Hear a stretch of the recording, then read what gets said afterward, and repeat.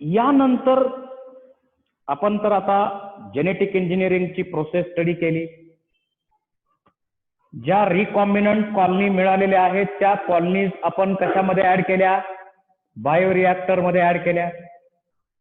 त्यांचं कल्चर केलं, त्यांच्यापासून प्रोडक्ट मिळवले. ते प्रोडक्ट सेपरेट केले, प्युरिफाय केले, आयसोलेट केले. त्याच्यामध्ये काही आणखी कंटेंट ऍड करायचे असतील तर ते कंटेंट ऍड केले आणि शेवटी त्याचं मार्केटिंग केलं. म्हणजे बायोरिएक्टर मध्ये आपण जो ऑर्गॅनिझम आता रिकॉम्बिनंट मिळवलाय तो त्यात ऍड करणार आपण आणि त्याच्याकडनं प्रोडक्ट बनवून घेणार त्या बायोरिएक्टर मध्ये आणि मग तो सेपरेट करून त्याचं मार्केटिंग करणार. आता इथं आपण पॉलिमेरेज चेन रिॲक्शन PCR टेक्निक हल्ली पॉप्युलर झालंय. पॉलिमेरेज चेन रिॲक्शन कॅरी मुलिस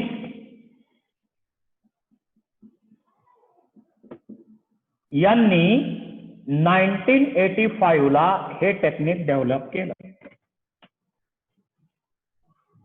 आणि नंतर हे टेक्निक एवढं पॉप्युलर झालं त्यामुळं त्या टेक्निक बद्दल डेव्हलप करण्याबद्दल त्याचं नोबेल प्राइज पण त्यांना बायोकेमिस्ट्रीचं दिलं गेलं. PCR टेक्निक म्हणजे ज्याप्रमाणे आपल्याकडं झेरॉक्स मशीन असतात, त्या कागदाच्या जो कागद दिला आपल्याला त्या कागदाच्या त्या पेपरच्या हव्या तेवढ्या झेरॉक्स आपण काढू शकतो.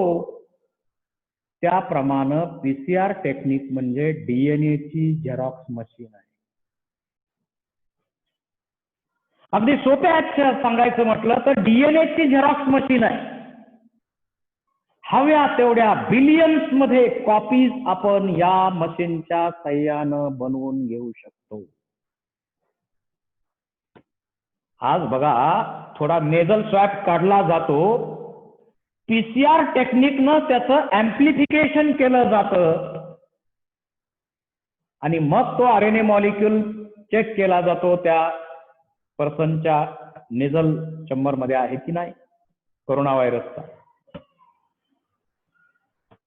म्हणजे त्या कोरोना व्हायरसचा जो RNA आहे त्या RNAचं ऍम्प्लिफिकेशन आपण करणार PCR टेक्निकच्या साह्यानं केलं जातंय आता. म्हणजे DNA असो किंवा RNA असो आपल्याला हव्या तेवढ्या कॉपीज बनवणं शक्य आहे या टेक्निकच्या साह्यानं. काय काय रिक्वायरमेंट आहेत? एक छोटंसं इन्स्ट्रुमेंट यामध्ये आहे, एक छोटंसं इन्स्ट्रुमेंट आहे. त्या इन्स्ट्रुमेंट मध्ये सगळ्या गोष्टी मेंटेन केल्या जातात. काय काय लागतं या मशीनला?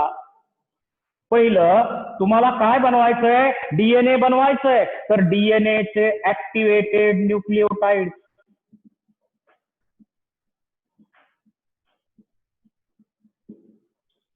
लागणार आहेत. न्यूक्लिओटाइड तयार ठेवायचे, मग ऍडेनिन न्यूक्लिओटाइड, ग्वानिन न्यूक्लिओटाइड, थायमिन न्यूक्लिओटाइड, सायटोसिन न्यूक्लिओटाइड.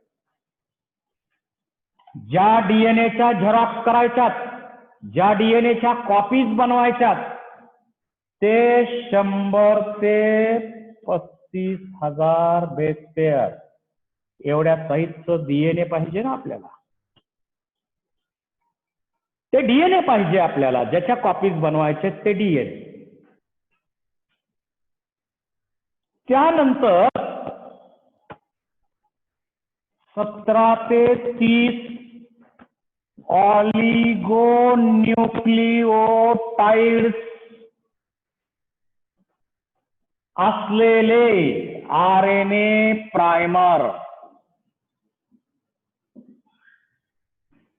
फॉरवर्ड आणि बॅकवर्ड असे RNA प्रायमर्स आपण यूज करणार आणि या टेक्निकसाठी अत्यंत महत्वाचं एन्झाईम आपण घेतोय आणि ते एन्झाईम आहे टॉक पॉलिमेरेज.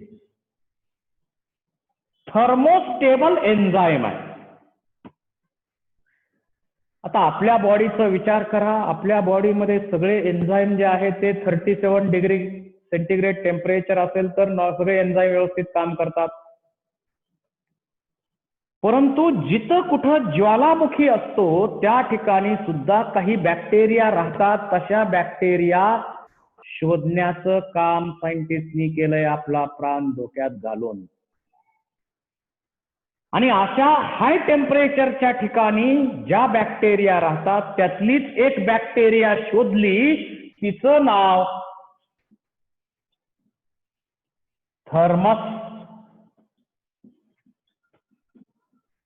ॲक्वॅटिकस. त्या बॅक्टेरियाचं नाव आहे थर्मस ॲक्वॅटिकस. त्या बॅक्टेरियाकडनं टॉक पॉलिमरेज नावाचं एन्झाईम शोधलं. म्हणजे हाय टेम्परेचर मध्ये सुद्धा हे एन्झाईम ऍक्टिव्ह राहतं, काम करतं. असं हे थर्मोस्टेबल एन्झाईम या प्रोसेससाठी मिळवलं गेलं आणि ते अतिशय महत्वाचं आहे एन्झाईम पॉलिमरायझेशनच्या प्रोसेससाठी. आता या प्रोसेसमध्ये काय काय केलं जातं, प्रोसेस बघूया आपण. रिक्वायरमेंट झाल्या, आता प्रोसेस बघू.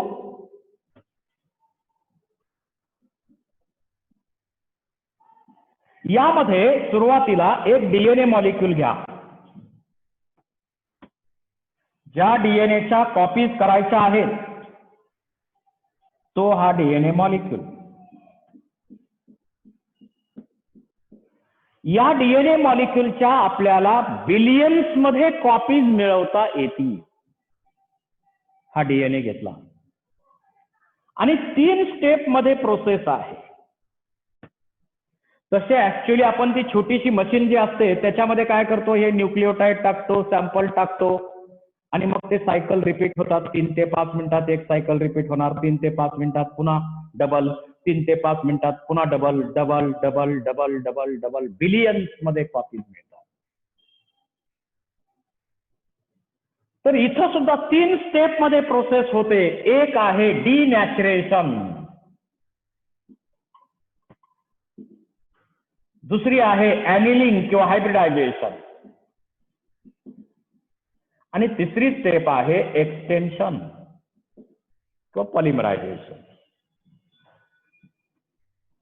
या डीनॅचरेशन साठी 91 to 94 डिग्री सेंटीग्रेड एवढं टेम्परेचर मेंटेन केलंय. ॲनिलिंग साठी 55 डिग्री सेंटीग्रेड एवढं टेम्परेचर मेंटेन केलंय आणि या एक्सटेन्शन साठी 72 डिग्री सेंटीग्रेड एवढं टेम्परेचर मेंटेन करतो आपण. म्हणजे टेम्परेचर कमी जास्त केलं जातंय या ठिकाणी. आणि याही परिस्थितीमध्ये ऍक्टिव्ह असणारं एन्झाईम टॉक पॉलिमरेज आहे. पहिल्या स्टेप मध्ये आपण काय करतोय, डीनॅचरेशन. म्हणजे काय,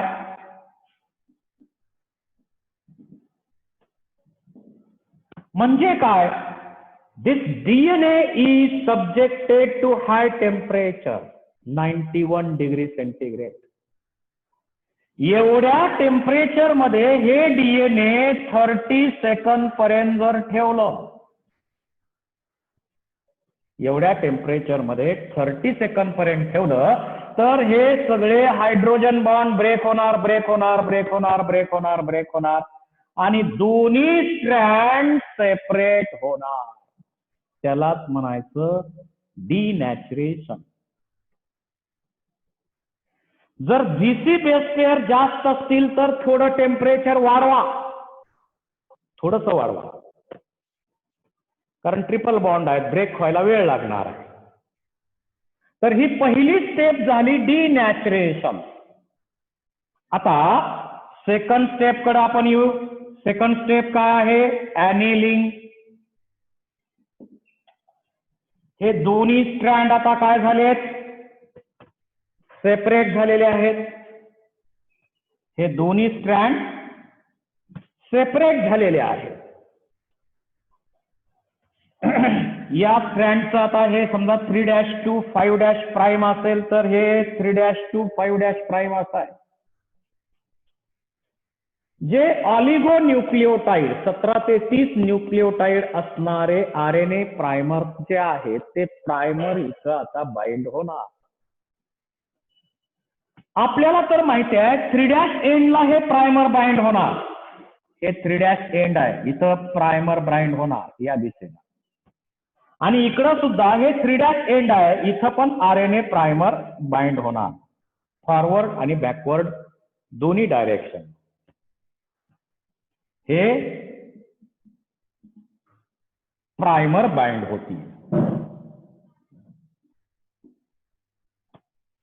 आता हे प्रायमर बाइंड झाल्यानंतर थर्ड स्टेप जी आहे ती कोणती आहे? एक्सटेन्शन, पॉलिमरायझेशन. म्हणजे काय होणार तिसऱ्या स्टेप मध्ये? जे कॉम्प्लिमेंटरी न्यूक्लिओटाइड आहेत, समजा इथं ऍडेनिन आहे तर थायमिन आणलं जाईल, थायमिन असेल ऍडेनिन आणलं जाईल, ग्वानिन आहे, सायटोसिन काय जे आहे ते न्यूक्लिओटाइड आणले जोडले आणले जोडले आणले जोडले आणले जोडले जोडले जोडले आणि असं एक डीएनएचं स्ट्रँड या दिशेनं बनलं. नवीन स्ट्रँड नेहमी 5' 3' प्राईम न बनत असतं. टॉक पॉलिमेरेज एन्झाईम इथं यूज केलं जाईल. आता ॲनिलिनची प्रोसेस जी आहे ती किती 55 डिग्री सेंटीग्रेडला झालेली आहे प्रायमर जोडण्याची. आता आपल्याला एक्सटेन्शन करायचं आहे 72 डिग्री सेंटीग्रेडच्या टेम्परेचर मध्ये. इकडंही न्यूक्लिओटाइड आणले जोडले आणले जोडले आणले जोडले आणले जोडले या दिशेने एक स्ट्रँड बनेल. टॉक पॉलिमेरेजच्या साह्यानं 72 डिग्री सेंटीग्रेड या टेम्परेचर मध्ये हे एक्सटेन्शन केलं आणि पहिल्या डीएनए मॉलिक्यूल पासून 2 डीएनएचे मॉलिक्यूल बनले. ही टोटल प्रोसेस जी आहे, आता याच्यामध्ये पहिली स्टेप जी आहे तिला 30 सेकंद लागतात. ॲनिलिनच्या प्रोसेसला 40 सेकंद 20 ते 40 सेकंद लागतात आणि या एक्सटेन्शनच्या प्रोसेसला जरा जास्त वेळ लागतो.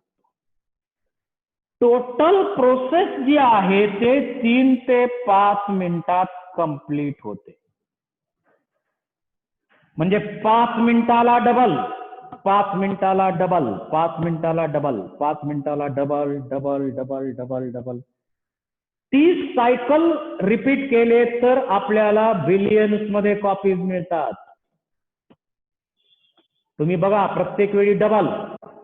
एक डीएनए आहे 2 बनले 5 मिनिटात, 2चे 4 4चे 8 8चे 16 16चे 32 या प्रमाणे बघा सायकल जर 5 मिनिटाला रिपीट केले तर 30 सायकल मध्ये बिलियन्स मध्ये कॉपीज आपल्याला मिळतात. हे आपल्या लक्षात येईल, कॅल्क्युलेशन करून बघू शकता. परंतु 30 सायकल नंतर जरा टेम्परेचर वगैरे डिस्टर्बन्स होतो आणि थोडं सायकल मध्ये थोडंसं स्पीड कमी येतो कमी येतो कमी येतो. अशा प्रकारे पीसीआर टेक्निक जे आहे ते आपण कशासाठी वापरतोय? DNA amplification. डीएनए एम्प्लिफिकेशन साठी आपण हे टेक्निक वापरतो. कॅन्सरचं डायग्नोसिस करण्यासाठी या टेक्निकचा वापर आपण करतो. HIV डायग्नोसिस साठी सुद्धा या टेक्निकचा वापर आपण करतो. जेनेटिक डिसऑर्डर जर असतील तर त्या शोधण्यासाठी सुद्धा आपण याचा वापर करतो. त्यामुळं ही तशी डीएनएची एक झेरॉक्स मशीन आहे. बिलियन्स मध्ये या मशीनद्वारे डीएनएच्या कॉपीज आपण बनवू शकतो. जीन एम्प्लिफिकेशन, डीएनए एम्प्लिफिकेशन पाहिजे तेवढं आपण एम्प्लिफाय करून घेऊ शकतो. इथं फक्त झेरॉक्स मशीन म्हणायच्या ऐवजी एम्प्लिफिकेशन असं म्हटलेलं आहे. बाकी कसले प्रोसेस साधारण म्हणजे कॉपिंग करण्याचीच आहे. तर अशा प्रकारचं हे एक टेक्निक आपल्याला स्टडीसाठी आहे. त्यानंतर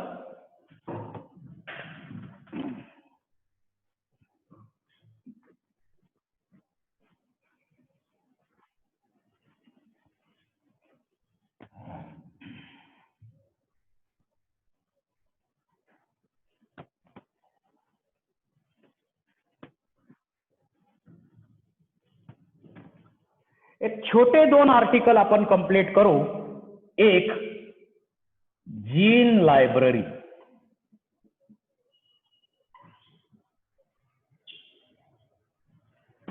लायब्ररी आपण पुस्तकाची केलेली आहे. लायब्ररी आपण पुस्तकाची, पूर्वीच्या काळात सीडीची लायब्ररी असायची, सिनेमाच्या सीडीज बनवल्या जायच्या, त्याची लायब्ररी असायची. आता जीनची लायब्ररी आलेली आहे. मग जीन लायब्ररी मध्ये आपण वेगवेगळ्या ऑर्गॅनिझमचे महत्वाचे जीन्स किंवा त्यांचे सगळे जीन स्टोअर करू शकतो. जिथं अनेक प्रकारच्या ऑर्गॅनिझमचे जीन एकत्र स्टोअर करायची व्यवस्था केलेली आहे ते ठिकाण म्हणजे जीन लायब्ररी. आता जीन लायब्ररी 2 प्रकारची आपल्याला बनवता येते. एक आहे जिनॉमिक लायब्ररी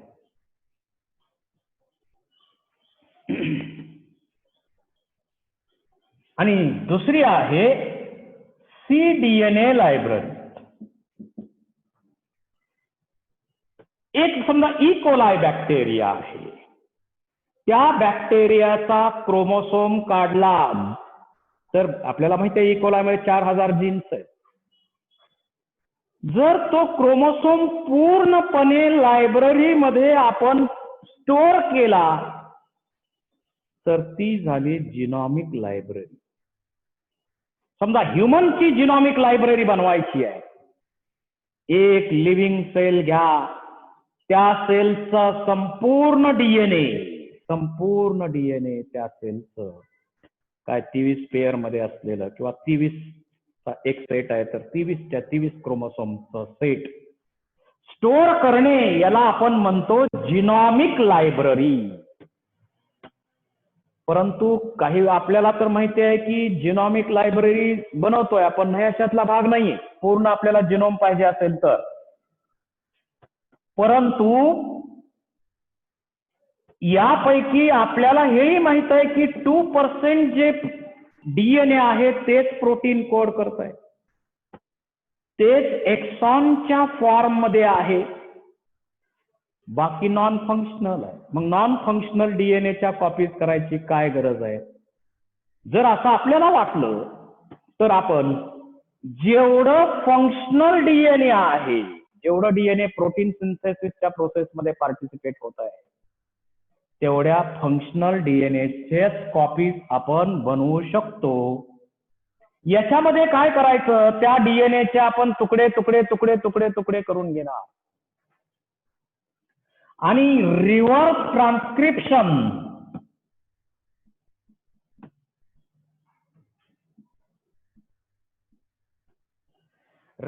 ट्रान्सक्रिप्शन प्रोसेस कुणी?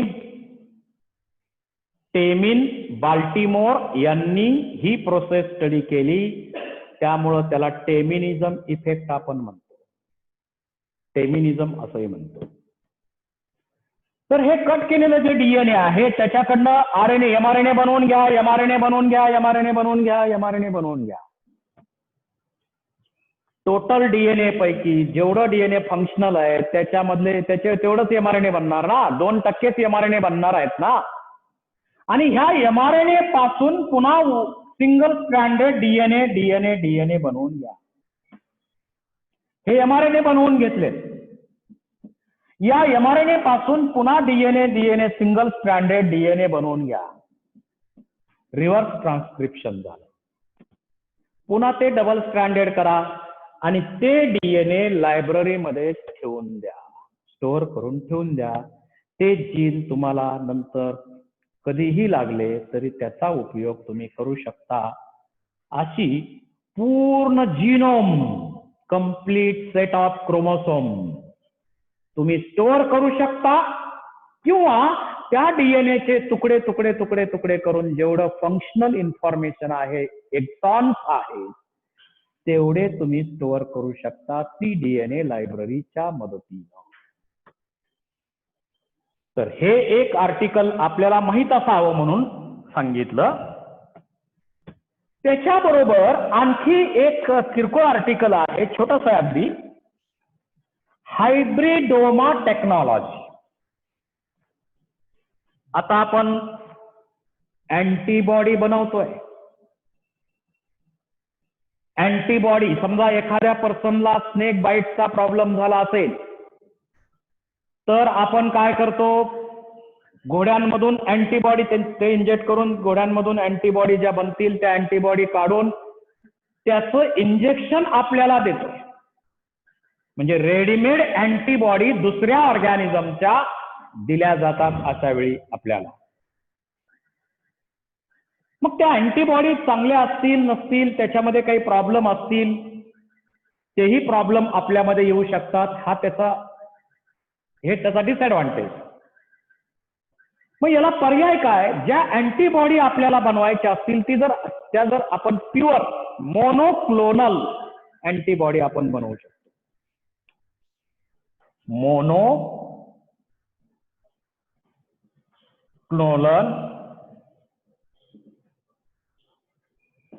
अँटीबॉडीज. मोनोक्लोनल अँटीबॉडीज आपल्याला बनवायच्या. आता पहिलं आपण काय करणार आहे, जी लिम्फोसाइट सेल आहे, अँटीबॉडी बनवणारी सेल, ती लिम्फोसाइट सेल घेणार. दुसरी आपण इथं कॅन्सरची सेल घेणार. का घ्यायची कॅन्सरची सेल? कॅन्सरच्या सेल फास्ट डिवाइड होतात, इमॉर्टल असतात, रिपीटेड डिव्हिजन होतात, त्यामुळं आपण कॅन्सरची सेल इथं घेतोय.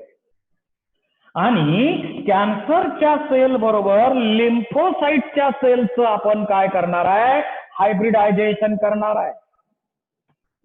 हायब्रिडायझेशन केलं आणि मग याचं आपल्याला आता पुन्हा काय होणार आहे, multiplication multiplication multiplication multiplication, high स्पीडनं multiply multiply multiply multiply multiply, मोठ्या स्पीडनं याचं मल्टिप्लिकेशन होईल आणि या सेल वेगात मल्टिप्लाय होऊन भरपूर अँटीबॉडीज तयार होतील. याही प्युअर आहेत, याच्यामध्ये इम्प्युरिटीचा प्रश्नच नाही. अशा प्रकारे मोनोक्लोनल अँटीबॉडीज आपण बनवून घेतलेल्या आहेत आणि इम्प्युरिटी नसल्यामुळं दुसरा कुठलाच धोका या अँटीबॉडीजचा आपल्याला नाही आहे. म्हणजे काही आजारांमध्ये आपण मोनोक्लोनल अँटीबॉडीज देतोय. जसं आता कोरोना पेशंटसाठी आपण प्लाझ्मा थेरपी आणलेली आहे. प्लाझ्मा थेरपी काय आहे? आपण जे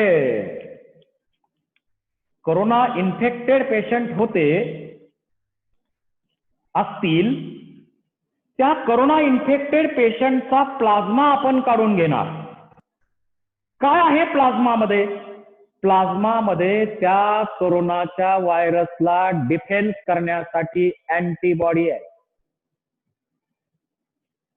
आणि त्या अँटीबॉडी प्लाझ्मा काढून घेताय म्हणजे काय काढून घेताय, तर अँटीबॉडीज तुम्ही काढून घेताय आणि दुसऱ्या कोरोना पेशंटला तुम्ही प्लाझ्मा देताय म्हणजे दुसऱ्या पेशंटला भरपूर अँटीबॉडीचा रेडीमेड स्टॉक तुम्ही देताय आणि ती थेरपी आता सक्सेसफुल होत चाललेली आहे. तर अँटीबॉडीचा रेडीमेड स्टॉक आपण देतोय. ठीक आहे, आता आपल्याकडे दुसरा पर्याय नाही त्यामुळे आपण हे करतोय, परंतु आपण भविष्यात त्याच्या रेडीमेड अँटीबॉडीज पण बनवू. इथं या अँटीबॉडी बनवायच्या टेक्निकनं आपण त्याच्या अँटीबॉडीज बनवू. आणि याही आजाराचा आपण मुकाबला नक्की करू. प्रत्येकाचं शरीर या अँटीबॉडीज भविष्यात बनवेल, त्याच्यासाठी वॅक्सिन बनवतोय आपण. वॅक्सिन बनवायचं ते सुद्धा कशासाठी? वॅक्सिन आपण रंगीत तालीम घेतोय. वॅक्सिन कशासाठी बनवतो आपण? एखादं वॅक्सिन घेतलंय, समजा एखाद्या व्यक्तीनं पोलिओचं वॅक्सिनेशन केलं असेल, तर पोलिओचं वॅक्सिन आपण घेतलंय म्हणजे तो पॅथोजन कसा आहे, डेड किंवा ऑटोनेटेड पॅथोजन, वीक पॅथोजन आपण घेतला. त्या पॅथोजन मुळे आपल्या तो आजार न होता त्याच्या अगेन्स्ट अँटीबॉडी तयार होतात. आणि ज्यावेळी प्रत्यक्षात त्या पॅथोजनचा आपल्या शरीराशी संपर्क येतो, त्यावेळी अँटीबॉडी तयार असल्यामुळं त्या पॅथोजनला लगेच आपलं शरीर डिस्ट्रॉय करतं. आणि ही प्रोसेस दररोज सुरू आहे, सतत सुरू आहे. आपलं अनेक प्रकारच्या, हजारो प्रकारच्या पॅथोजनशी दररोज युद्ध सुरूच आहे.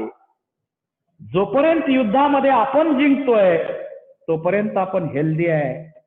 ज्या दिवशी आपण हारतोय त्यावेळी शत्रू आपल्यावर आक्रमण करतोय. त्या प्रकारचा पॅथोजन आपल्यावर आक्रमण करून त्या टाईपचे डिसीजेस आपल्यामध्ये होतात. तर अँटीबॉडी आपण बनवतो. म्हणजे क्वेश्चन तुम्हाला विचारला कुठं, तर हे माहितीसाठी म्हणून तुम्हाला मी आर्टिकल्स 1-2 ज्यादा सांगितलेले आहेत. तर बायोटेक्नॉलॉजीचा पहिला पार्ट जो आहे, process and principles of biotechnology, हा पहिला चॅप्टर आपला संपलेला आहे. याच्यामध्ये प्रोसेसवर फोकस केलेला आहे. आणि दुसऱ्या चॅप्टर मध्ये आपल्याला बायोटेक्नॉलॉजी, उद्यापासून आपण पुढचा चॅप्टर सुरू करतोय. बायोटेक्नॉलॉजीचे ऍप्लिकेशन काय, उपयोग काय, काय काय केलं आपण, हे आपण उद्याच्या चॅप्टर मध्ये सुरू करतोय.